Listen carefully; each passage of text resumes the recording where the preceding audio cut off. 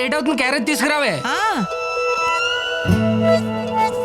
రే ఇదిగోరా, నేను నువ్వేం తినలేదని ఈరోజు నీకోసం గుడ్డు కూర చేశాను. తింటలేమ్మా. ఏం చేస్తున్నాడేంటి? సార్, నా వైఫ్ ను ట్రాప్ చేయడానికి న్యూడ్ పిక్స్ పంపిస్తావా? ఏదో మంచివాడివని జాబ్ లో పెట్టుకుంటే ఇడియట్. నీ అంతు తెలుస్తాను, పోలీస్ కంప్లైంట్ ఇస్తాను. సార్ నేనెందుకు పంపిస్తాను సార్? ఇప్పుడే నేను డ్యూటీకి బయలుదేరుతున్నాను సార్. నేను ఏ ఫొటోస్ పంపించలేదు సార్. చూస్తారా నీ సంగతి ఏంటో చూస్తా. ఎవర్రా?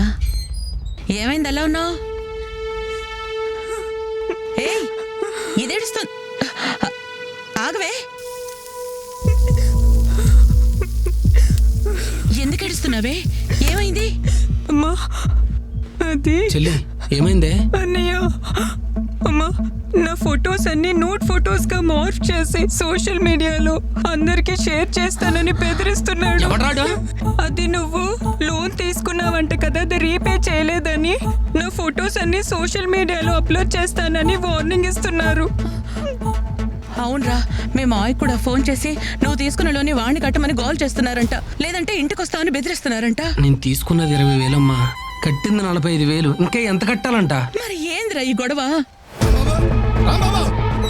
చేసిందంతా చేసే లోపల దాక్కుంటా పెట్టరా, బయటికి రా. చేద్దావా ఎరా? మీ పక్కింట్లో దిగిన పాపానికి మమ్మల్ని ప్రశాంతంగా బతకనివరా? ఏమైందన్నయ్య?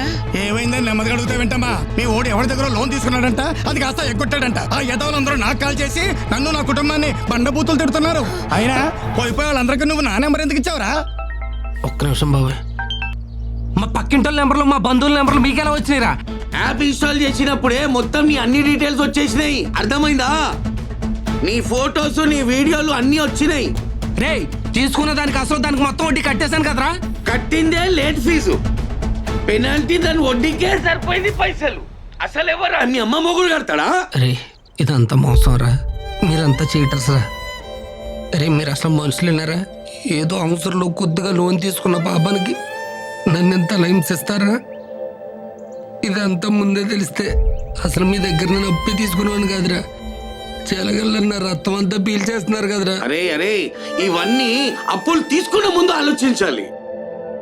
కడతావా చేస్తావా? మొత్తం అయిపోయి నేను చచ్చిపోయా. ఇలాంటి యాప్స్ డౌన్లోడ్ చేస్తే మీ కాంటాక్ట్స్, ఫొటోస్, వీడియోస్ మరియు బ్యాంక్ అకౌంట్స్ హ్యాక్ చేసి డబ్బులు కట్టకపోతే ఆ ఫొటోస్ని రాంగ్గా మార్ఫింగ్ చేస్తామని బెదిరిస్తారు. అందుకే ఇలాంటి వాళ్ళని రిపోర్ట్ చేయండి. 1930కి ఫోన్ చేయండి, లేదా మీ దగ్గరలో ఉన్న సైబర్ క్రైమ్ పోలీస్ స్టేషన్కి సంప్రదించండి. My dear friends, please be aware of cyber crimes. This is our social responsibility. Thank you.